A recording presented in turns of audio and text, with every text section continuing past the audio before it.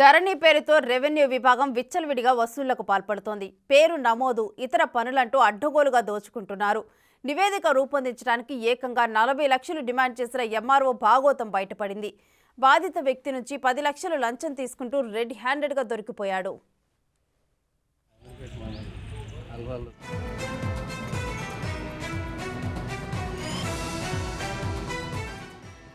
మేడ్చల్ జిల్లాలో అవినీతి నిరోధక శాఖ అధికారుల దాడులు సంచలనాన్ని సృష్టించాయి.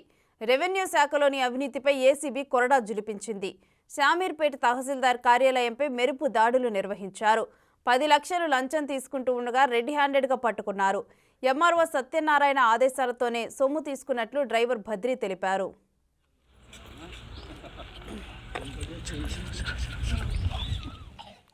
ధరణిలో పేరు నమోదు కోసం మొవ్వా శేషగిరిరావు అనే వ్యక్తి ఏడాదిగా ఎంఆర్ఓ కార్యాలయం చుట్టూ తిరుగుతున్నారు.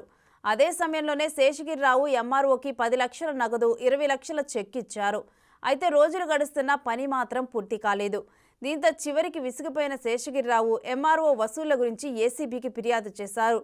పక్కా ప్రణాళికతో రంగంలోకి దిగిన అవినీతి నిరోధక శాఖ అధికారులు ఎంఆర్ఓతో పాటు డ్రైవర్ భద్రిని అదుపులోకి తీసుకున్నారు. ఈరోజు షామీర్పేట తహసీల్దార్ ఆఫీస్లో ఒక ట్రాప్ చేయడం జరిగిందండి. కంప్లైనెంట్ గారు మువ్వా శేషగిరిరావు అనేసి లాల్గడి మలక్పేట్ విలేజ్లో వాళ్ళకు 29 ఏకర్స్ ఆఫ్ ల్యాండ్ ఉంది.